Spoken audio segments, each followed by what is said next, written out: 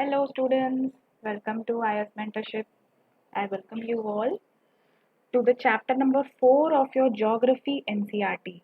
Okay, and this is gonna be a very interesting topic for you all because here we are going to learn about distributions of oceans and continents. ठीक है, तो ये topic पे हम पढ़ेंगे कि हमारे वर्ल्ड में कहाँ कहाँ पे ओशंस डिस्ट्रीब्यूटेड हैं, कहाँ पे कॉन्टिनेंट्स हैं, and what are the forces or what are the processes responsible for their distribution. Fine.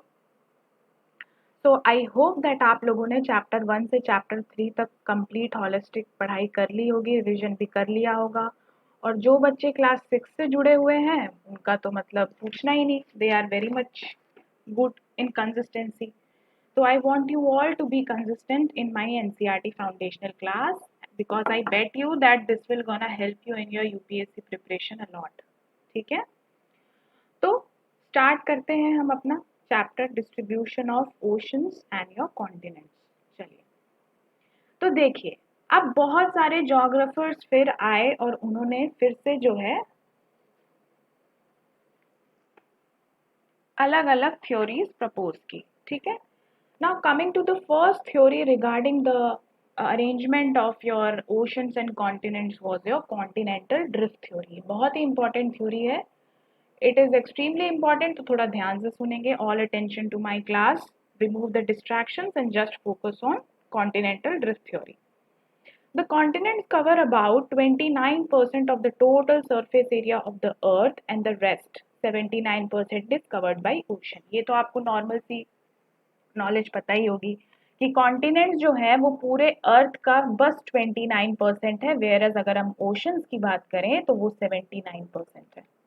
ठीक है, ये 79 नहीं है, 71 है। फाइन, ये एग्जैक्ट नहीं होता है, दिस इज रफ। ठीक है, एकदम एग्जैक्ट 29 नहीं, वो अप्रोक्सीमेटली नंबर है। It is a well accepted fact that the positions of the continents and the oceans have not been the same in the past and they will not continue to have their present position in times to come। क्या बोला जा रहा है कि अभी जो arrangement है वो अभी नहीं है, मतलब वो पहले वैसी नहीं थी, वो धीरे धीरे वो इवॉल्व हुई है। पहले कुछ और कंडीशन हुआ करती थी, पहले continents were situated in different parts.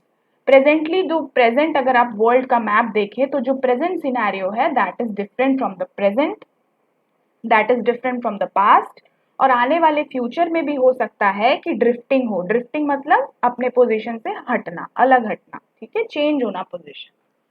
तो अब 1912 में अल्फ्रेड वैगनर एक जर्मन मीटरोलॉजिस्ट थे, उन्होंने एक अपनी थ्योरी प्रपोज की, कॉन्टिनेंटल ड्रिफ्ट थ्योरी।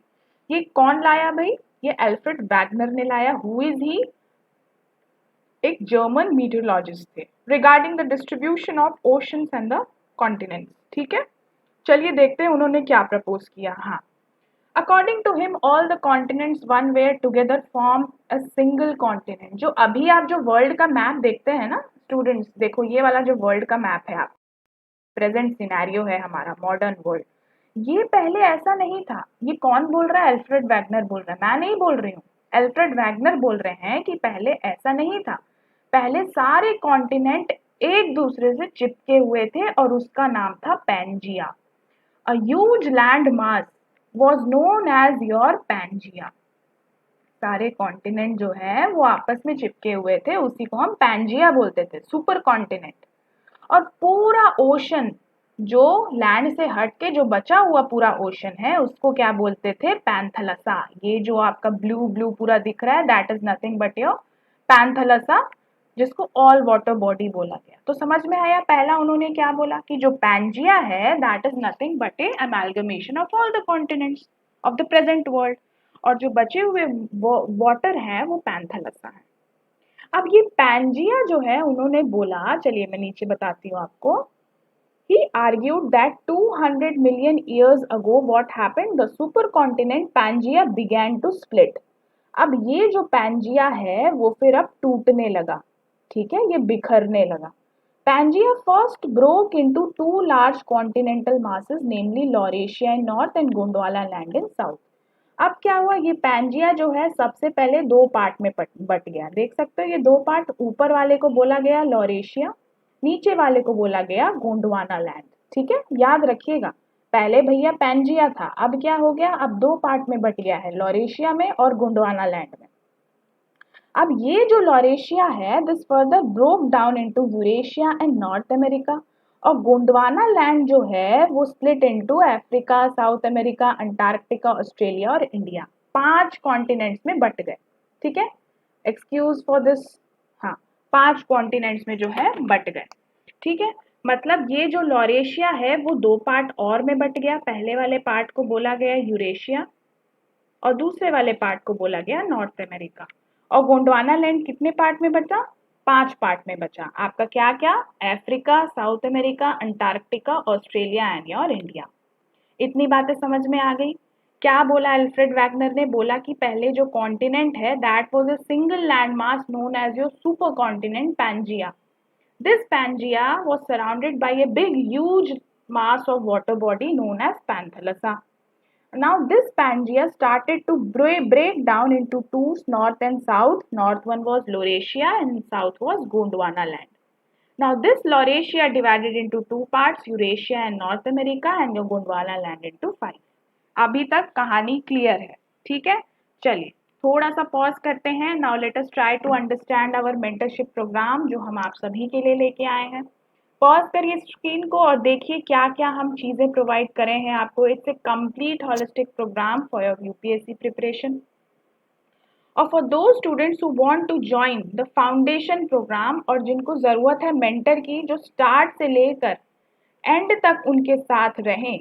रियासत Ali sir will help you in all his aspect. ठीक है, वो ज्वाइन करते हैं फाउंडेशन प्रोग्राम। हम लगातार बैचेस लॉन्च करते रहते हैं। ठीक है, अगर आपको अगस्त के बैच में एनरोलमेंट करनी है तो आप इस नंबर पे कॉल कर सकते हैं। This is all about your Myers mentorship का foundation program and we ensure you that mentorship will be 100% from our side. चलिए आगे बढ़ते हैं। अब देखो मैंने बोला ना कि जो आपका जो लॉरेशिया था वो दो पार्ट में बटा, ये यूरेशिया है आपका, ये नॉर्थ अमेरिका है, और जो आपका गोंडवाना लैंड था वो 5 पार्ट में बटा, हमने अभी समझा। तो ये था उनकी कहानी। ठीक है, अब धीरे धीरे करते करते जो है ये खिसकते गए, देख रहे हो ट्रांजिशन, देखिए उसके बाद फाइनली आज का सेटअप हुआ है। ये पूरी थ्योरी दी गई है एल्फ्रेड वैगनर ने, अंडरस्टैंड। अब देखते हैं, अब एल्फ्रेड वैगनर ने स्टोरी दी है, अपनी थ्योरी प्रपोज की है, तो he must be showing the proof also भाई, क्योंकि वर्ल्ड तो क्वेश्चन करेगा कि आप कैसे अज्यूम कर ले रहे हो कि इतने सारे कॉन्टिनेंट मिला के एक कॉन्टिनेंट था पैंजिया, पैंथलसा, ये क्या है। तो एल्फ्रेड वैगनर ने कुछ कुछ एविडेंस भी दिए अपने प्रूफ, अपने थ्योरी को प्रूफ करने के लिए। First evidence was the corresponding edges of the continents fit together. आप देख रहे हो ये जो साउथ अमेरिका है इसका एज देखो यहाँ पे, और जो आपका अफ्रीका है इसका एज देखो। ऐसा नहीं लग रहा कि सही में ये जिक्सॉ पजल फिट हो रहे हैं, पजल टाइप का फिट हो रहे हैं। For example the western side of Africa this one and the eastern side of south America fit together. लग रहा है ना देख के कि हाँ भाई पजल है, मतलब सही में ऐसा हो सकता है कि पहले जुड़े हुए हों। पहला इनका एविडेंस ये। Next, the belt of the ancient rocks from Brazil coast matches with those for Western Africa. ये यहाँ पे जो रॉक्स मिले हैं, इस लाइन में जो रॉक्स मिले हैं, ये जो आपके साउथ अमेरिका के ईस्ट पोर्शन में, that is matching with the west portion of your Africa. मतलब कि हो सकता है पहले जुड़े हुए हैं तभी तो they are getting the same type of rock. The eastern marine deposits along the coastline of South America and Africa of the Jurassic age, which clearly suggests that the ocean did not exist prior to the time. ठीक है, ये आपका दिखा रहा है marine deposits भी यहाँ पे सेम मिले हैं। मतलब कि ये इन्होंने evidence, they are showing that see I am not lying, I am showing this my theory of continental drift with my 100% proof, you can see it. Certain identical rare fossils have been found on the different continents. For example, the fossils of Mesosaurus have been found only in Africa and Antarctica. ठीक है, Africa और Antarctica में आपका एक fossil मिला है मीजोसॉरस का, मतलब हो सकता है पहले जुड़े हुए हैं तभी तो सेम मिला। The fossils of a fern tree have been found only in India and Antarctica. India का ये लैंड मास है, अंटार्कटिका का ये, दोनों में एक चीज मिली है, कॉमन फर्न ट्री। ठीक है, समझ रहे हो, कॉमन चीजें। So these were the evidences put by him. Next, what he said, that the richer placer deposits of gold occur on Ghana coast. However, there is no source in the region. The gold-bearing veins in the Brazil, and it suggests that the gold deposits of Ghana has been derived from the Brazil. घाना यहाँ पे, Brazil यहाँ पे, दोनों में एक प्लेसर deposit मिला है gold का, और जो वो कहीं नहीं मिला है। ठीक है, तो ये भी प्रूफ होता है कि earlier there were chances that they both continents were connected together. ठीक है, these were the evidences given by Alfred. ठीक है, tillite is the sedimentary rocks formed out of deposits of glacier. Glacier से निकले हुए रॉक्स को बोला जाता है tillite. The Gondwana system of sediments from India is also known to have its counterparts in different land masses of southern hemisphere. जो India में जो सेडिमेंट्स मिले हैं वो बहुत सारे सदर्न लैंड मासेस में भी सेडिमेंट्स मिले हैं, जैसे अफ्रीका में, फैकलैंड आइलैंड में, अंटार्कटिका में, मेडागास्कर, ऑस्ट्रेलिया, यहाँ पे भी आपको मिला है। The resemblance of Gondwana type sediments clearly indicate that these land masses have remarkably similar history. अगर आपको सेम चीजें मिल रही है, this is showing that yes they must be having the similar history. These glacial tillets provide evidence for paleoclimates and also drift of the continent. तो ये सारे evidences जो थे, these were put forward by your Alfred Wegener to validate his theory of continental drift. ठीक है, I hope you understood it. So these are also evidences, you can learn it by heart so that you can write it in your mains also, because question can come that what were the evidences put forward by Alfred Wegener to authenticate or validate his continental drift theory. ठीक है, चलिए next type जो है वो बोला Wagner ने that two forces are responsible for the drifting of the continents. पहले तो उसने बता दिया कि कॉन्टिनेंट्स जो है अपने जगह से खिसकने लगे। अब बारी ये आती है कि भैया अपने जगह से क्यों खिसक रहे हैं, what is the reason behind that drift. तो what he said that the first force which is responsible is the polar fleeing force which is due to the rotation of the earth. Rotate कर रही है अर्थ अपने axis पे, okay तो जब rotate कर रही है अर्थ अपनी एक्सिस पे तो लैंड मास भी ड्रिफ्ट होते जा रहे हैं धीरे धीरे, पहला, और उसी फोर्स का नाम है पोलर फ्लीइंग फोर्स। ठीक है, next is your tidal force which is due to the attraction of the moon and sun that generates tides in oceanic waters. The students who are watching my geography lectures from the class 6, they know what is tides. Tides is nothing but when there is ocean and when your sun is overhead or when your moon is overhead, they pull your water because of their gravity. तो यहाँ पे एक पुल type का create हो जाता है, ये Tide बन जाते हैं। ठीक है, वेव, वाटर वेव कैसे बनते हैं, बिकॉज ऑफ दैट टाइड। तो टाइड की वजह से भी जो है ड्रिफ्टिंग हो रही है। However many scholars consider the above forces to be inadequate. अब ऑब्वियस सी बात है, दूसरे स्कॉलर्स को लगेगा कि भाई एल्फ्रेड तो बहुत आगे निकल रहा है, हाउ कैन आई 100% रिलाई। ठीक है, अंडरस्टूड। तो मैनी जितने भी मैनी स्कॉलर्स थे वो इस फिनोमिना के अगेंस्ट थे। ठीक है, चलो now post continental drift studies. अब कॉन्टिनेंटल ड्रिफ्ट के बाद भी बहुत सारे आपके थ्योरीज पुट फॉरवर्ड किए। Next theory was your convectional current theory. ये किसने दिया, आर्थर होम्स ने 1930 में। कौन, आर्थर होम्स। अब क्या इन्होंने बोला, convectional current operate in the mantle portion. ये आपका मैंटल है, यहाँ पे एक करंट चल रही है, that is your convectional current. ये करंट क्यों चल रही है, due to the radio active elements which cause thermal differences in the mantle portion. अब now what it is saying that mantle is having radio active elements and because of that thermal temperature differences वो चल रहे हैं, and when they are moving currents are being formed. This was an attempt to provide an explanation to the issue of force on the basis of which contemporary scientists discarded the continental drift theory. ये जो theory लेके आया है Arthur Holmes ने, वो convectional current की theory, वो जो है वो कॉन्टिनेंटल ड्रिफ्ट थ्योरी को अगेंस्ट बोलने के लिए आया है कि नहीं, Alfred, your theory is wrong, my theory is correct, that there is something radioactive element which is moving because of the rotation, because of the radioactive material, and due to that movement plates are moving and hence your continent gets separated. ये इनकी theory थी, ठीक है। अब next theory आई sea floor spreading, ये Harry हेस ने दिया था, ठीक है। चलो बात करते हैं इसके बारे में। Post drift studies and detailed analysis of magnetic properties of the rocks on either side of the mid-oceanic ridge led Harry Hess was the person who brought this sea floor spreading theory. Proposed this hypothesis known as sea floor spreading. ठीक है, अब देखते हैं इनकी theory क्या बोलती है। इनकी थ्योरी ये बोलती है the frequent eruptions at the crust of the oceanic ridges cause rupture of the oceanic crust and the new lava merges with it, pushing the oceanic crust on either side. अब मान लो ये एक जगह है, यहाँ पे क्या हुआ, वोल्केनिक इरप्शन हुआ, ठीक है।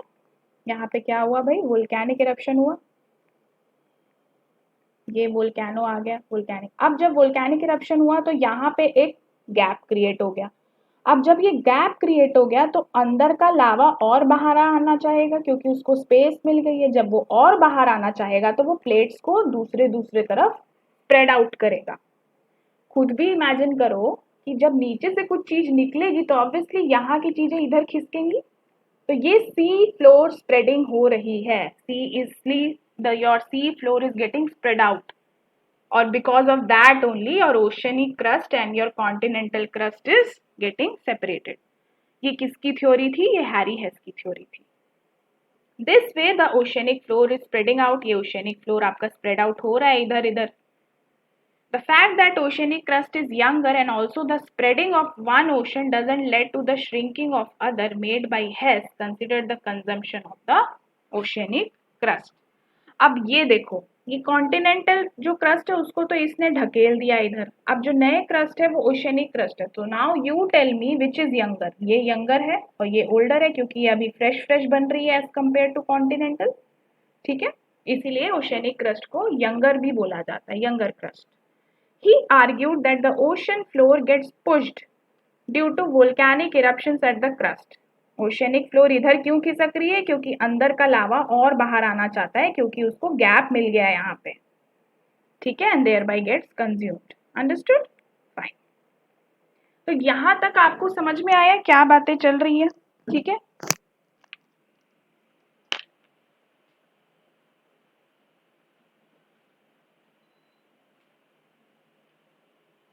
तो अभी तक हमने क्या पढ़ा, अभी तक हमने पढ़ा अल्फ्रेड वैगनर की कॉन्टिनेंटल ड्रिफ्ट थ्योरी, फिर हमने पढ़ा आर्थर होम्स की convectional current theory, then we learned about your Harry Hess की सी फ्लोर स्प्रेडिंग थ्योरी। अब बारी आती है दूसरे थ्योरी की जो कि है प्लेट टेक्टोनिक्स, वेरी इंपॉर्टेंट। 1967 में McKenzie and Parker, remember this two names, Morgan independent and Morgan also independently formulated a theory called as plate tectonics, ठीक है। अब इनके हिसाब से क्या है, चलो देखते हैं भाई। इनके हिसाब से ये बोला गया that the earth surface is composed of rigid lithospheric slabs, hard lithospheric slabs के बने हुए हैं earth surface, और ये lithosphere is talking about both your continent and ocean, technically called as plates, ठीक है। मतलब बोला जा रहा है कि जो अर्थ सरफेस है उसमें बहुत सारे लिथोस्फेरिक प्लेट्स हैं। प्लेट्स आपके ओशनिक भी हो सकते हैं, कॉन्टिनेंटल भी हो सकते हैं। These plates are also called as crustal plates और टेक्टोनिक प्लेट्स, ठीक है। इन्हीं का तीन नाम हो गया, lithospheric plate, crustal plate, tectonic plate, तीनों का मतलब एक ही है। Now the word tectonic is derived from the Greek word tecton, means builders, बनना, ठीक है। These plate moves horizontally over the asthenosphere as rigid units. अब asthenosphere क्या था, the upper portion of the mantle, remember, ठीक है। weak, astheno का मतलब weak, and that is the point from where magma is coming out. तो ये जो प्लेट्स हैं वो एस्थेनोस्फेयर के ऊपर हॉरिजॉन्टली मूव कर रहे हैं, ठीक है, इधर उधर मूव कर रहे हैं these plates. A plate may be called as continental plate or oceanic plate depending upon which of the two occupy larger portion. जैसे मान लो कि ये मेरा प्लेट है, अब इसमें ये मेरा कॉन्टिनेंटल है, ये मेरा ओशनिक है, तो मैं इस पूरे प्लेट को बोलूंगी ओशनिक प्लेट, क्योंकि सबसे ज्यादा इसमें क्या है, ओशन। अब अगर दूसरा एग्जांपल लूं, ये मेरा मान लो another example, this is my plate and this is my ocean and this is my continental. Which plate is this now? Continental, क्योंकि more of the person share is occupied by your continent. For example, Eurasian plate is also called as continental plate and the Pacific plate is oceanic plate. ये तो basic है. देखो continental crust, oceanic crust. Continental crust थोड़ा सा width में ज़्यादा होता है as compared to oceanic. Fine? Okay. According to the theory of plate tectonics, the Earth lithosphere is divided into 7 major and 7 minor plates. कितना plates में divided है हमारा अर्थ का लिथोस्फीयर? 7 मेजर बड़े बड़े और 7 माइनर छोटे छोटे. The major plates are surrounded by folded mountains, ridges, trenches and faults. जो प्लेट्स हैं वो फोल्डेड माउंटेन से सराउंडेड है, रिजेस से सराउंडेड है, ट्रेंचेस हैं और फॉल्ट्स हैं. The movement of the plates builds stress which leads to the folding, faulting and volcanic activity. अब प्लेट्स अगर भाई इधर इधर मूव कर रहे हैं तो टकरा जाएंगे, टकराने की वजह से फॉल्टिंग होगी, फॉल्टिंग मतलब क्रैक, और टकराएंगे तो एक उठाव भी होगा, दोनों एक दूसरे को प्रेस करेंगे, तो फोल्डिंग भी हो रही है जैसे पेपर फोल्ड आउट हो जाता है, और वोल्केनिक एक्टिविटी. अगर प्लेट इधर इधर मूव हो रहे हैं अपोजिट डायरेक्शन में तो नीचे से मैग्मा को जगह मिल जाएगी आने की एंड कॉजिंग योर वोल्केनोज. समझ में आई चीज? चल अब देखो ये डायग्राम आप देख लीजिए. 7 मेजर प्लेट्स कौन कौन से हैं? Antarctic and the surrounding plate, Pacific plate, Indian Australian New Zealand plate, Africa, east Atlantic floor plate, Eurasia, North America and southern plate. These are all your plates. यहाँ पे आपके 7 माइनर प्लेट्स भी मैंने दिए हुए हैं, आप इसको रीड आउट कर सकते हैं. Nazca, Arabian, Cocos, Philippines, Fiji and Caroline. These are your 7 major and minor plates. Fine. चलिए अब प्लेट टेक्टोनिक्स में जो है बोला गया कि there are 3 types of plate boundary. 3 conditions हो सकती हैं. पहला कंडीशन है divergent boundary. Let us try to understand what is divergent. Diverge होना मतलब कि अपोजिट डायरेक्शन में जाना. तो अब देखिए, divergent plate boundary is the margin where 2 plates move apart from each other. दूसरे अपने अलग अलग जगह से अपार्ट मूव कर रहे हैं. The sides where the plates move away from each other is called spreading side. ठीक है. The fissure is created when the oceanic lithosphere separates along oceanic plate boundary. Fissure मतलब एक क्रैक टाइप का.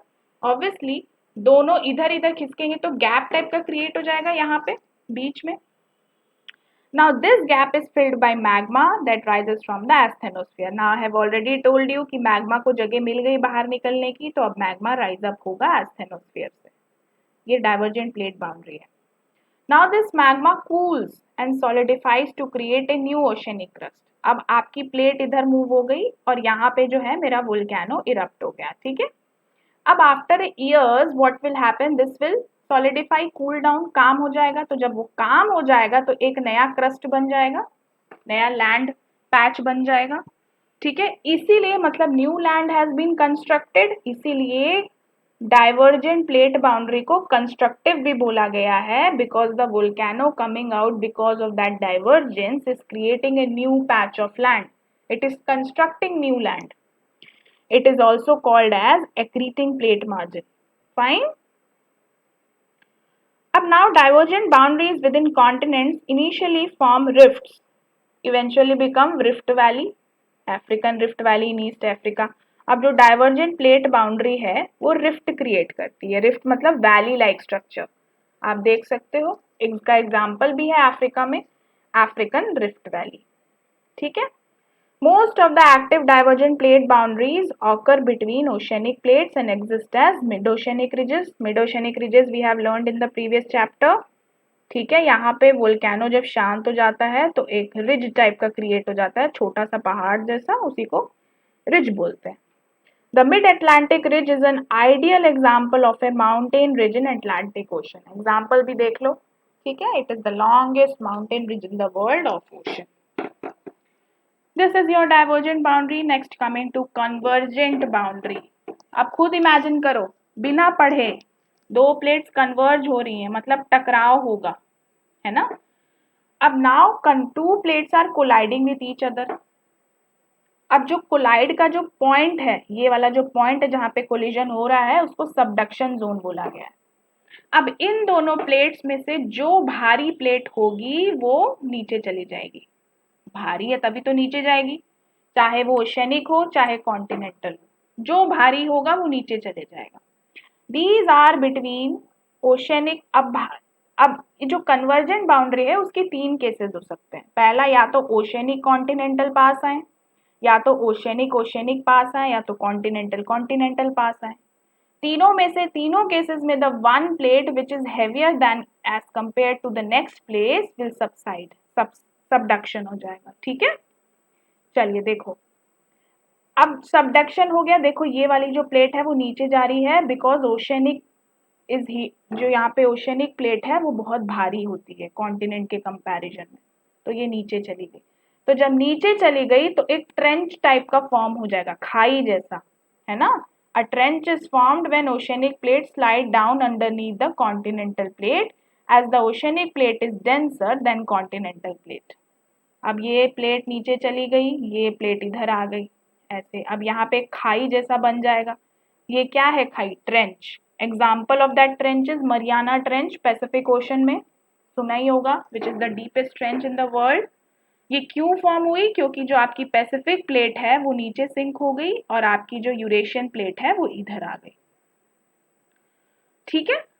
Now the convergent boundaries can also give rise to fold mountain. दूसरा चीज देखो. अब ये दोनों इधर आ रहे हैं प्लेट, अब आते जा रहे हैं और खिसक गए. अब आते आते क्या होगा, एक जब टकराएंगे तो इनके में एक बल्ज क्रिएट हो जाएगा, उठाव क्रिएट हो जाएगा. देख रहे हो, माउंटेन्स क्रिएट हो गए. This is your Himalayas mountain example. Himalayas भी ऐसी फॉर्म हुआ है. जब इंडो ऑस्ट्रेलियन प्लेट इधर से गई और जब यूरेशियन प्लेट में टकराई तो यहाँ पे हिमालयस का फॉर्मेशन हो गया, Indian plate. The zone marking the boundary of two colliding plate is known as suture line. ठीक है, अंडरस्टूड. देखो ये आपका फुल डायग्राम है. और दूसरा चीज, एक इंपॉर्टेंट चीज याद रखिए, जैसे कि यहाँ पे लैंड जो है सबसाइड हो रहा है, मतलब लैंड जो है वो डिस्ट्रक्ट हो रहा है. लैंड पहले इतना था लेकिन अब लैंड सबसाइड होके बस इतना ही बचा ऊपर, तो मतलब डिस्ट्रक्ट हो रहा है. तो ये जो आपकी कन्वर्जेंट बाउंड्री होती है इसको डिस्ट्रक्टिव बाउंड्री भी बोला जाता है. कौन सी बाउंड्री? डिस्ट्रक्टिव. और आपकी डाइवर्जेंट बाउंड्री को क्या बोला गया है? Constructive. Remember, this is your synopsis. Third type है आपका ट्रांसफॉर्म प्लेट बाउंड्री. इसमें कुछ नहीं है, प्लेट आपस में टकरा के चली जाती है, स्लाइड पास हो जाती है. ठीक है, तो उसमें कुछ ज्यादा होता नहीं है, डिपेंडिंग अपॉन द इंटेंसिटी. अगर जोर से टकराएंगी तो आपका अर्थक्वेक हो सकता है ना, क्योंकि शेक कैन बी फेल्ट. तो सारी चीजें देखो इस डायग्राम में पूरा मैंने समराइज कर दिया है फॉर योर गुड रिविजन. और आप देख सकते हैं कि एक एक प्रोसेस में क्या क्या लैंडफॉर्म्स भी फॉर्म हो रहा है. ओके, चलो आगे बढ़ते हैं. आगे देखते हैं क्या है. अब इंडिया प्लेट कैसे बनी. ठीक है, Indian plate. The Indian tectonic plates includes peninsular India and the Australian continental portion. ये देखो, ये आप यहाँ से शुरू करो. आपकी इसमें इंडिया भी है और इसमें ऑस्ट्रेलियन के भी कॉन्टिनेंट के पोर्शन. ठीक है. The subduction zone along the Himalayas form the northern plate boundary and form continent-continent convergence. अब इंडियन प्लेट जाती जा रही है, ऊपर जाती जा रही है, ऊपर जाती जा रही है. यहाँ पे यूरेशियन प्लेट है, यहाँ पे टकरा गई और ऐसे घूम गई और सीधी हो गई. ठीक है, देखो ये अभी टेढ़ी है. ये जब पॉइंट पे टकराई यहाँ पे इसकी चोटी, तो वो ऐसे टेढ़ी होती गई और ये इंडिया टुडे. और इस जो बचे हुए लैंड मास थे वो बन गए आपके ऑस्ट्रेलिया. ठीक है. It extends through Rakhine-Yoma mountains of Myanmar towards the island arc around Java Trench in east. The eastern margin is spreading side lying to the east of the Australia, forming in the form of an oceanic region, Southwest Pacific. Understood? Basic चीजें हैं ये तो. अब the western margin कहाँ follow करते हैं? Kirthar mountains Pakistan में, waste वाला कीर्थर माउंटेन्स है ना। It further x tends along the Makran coast and joins spreading side from the Red Sea rift southeastward along the Chagos archipelago। यहाँ पे सब आपको लोकेशंस के बारे में बता रहा है कि वेस्ट में यहाँ से खिसका तो यहाँ से हुआ, रेड सी से south eastward it has move towards Chagos Archipelago. Map सामने रखिए इंडिया का और वर्ल्ड का, तभी आपको समझ में आएगा। The boundary between India and Antarctic plate is also marked by oceanic ridge. जो अंटार्कटिक प्लेट है वो ओशनिक रिज से बाउंड होती है, दैट इज रनिंग रफली west to east direction and merging into side of little south of New Zealand. Understood? So this is about your Indian plate. I hope you got it. I hope you enjoyed it. ठीक है कि भाई actually Indian plate कैसे form हुई थी। एक बार मैं फिर से आपको ये वाला डायग्राम दिखाना चाहती हूँ, रुकिए, जहाँ पे सारे जो हैं साथ में, हाँ ये देख लो, नहीं ये मत देखो, हाँ ये देखो, ठीक है, देखो ये आपकी इंडियन प्लेट है, ये इधर जाते जाएगी, यहाँ पे टकरा जाएगी और यहाँ के छोटे से लैंड मास इधर चले जाएगा, forming your Australia and above your India. ठीक, so this is all for your chapter number 4 distributions of oceans and your continents। I hope थोड़ा इंटरेस्टिंग लगा होगा और I hope कि थोड़ा आपको डेप्थ में भी लगा होगा। ठीक है, तो इसी के साथ मैं लेक्चर को एंड करती हूँ। I hope you enjoyed the lecture very well। Class 11 Geography, this is absolutely beneficial especially for those students who are going to opt geography option। तो चलिए नेक्स्ट क्लास में मिलते हैं with chapter number 5। Thank you.